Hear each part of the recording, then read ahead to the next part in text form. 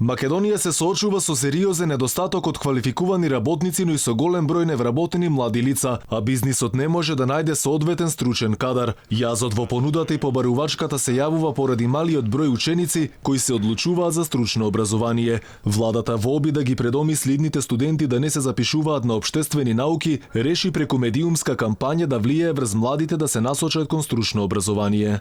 Ние во Република Македонија денеска имаме висок процент на невработеност статистички, но реално, кога ќе излезете на слободниот пазар и да побарате вработени со соодветни квалификации, такви какви што се потребни за економијата, тоа не можете да го најдете. И тоа е реалната ситуација со која што нашата држава и нашата економија во моментот се соочува.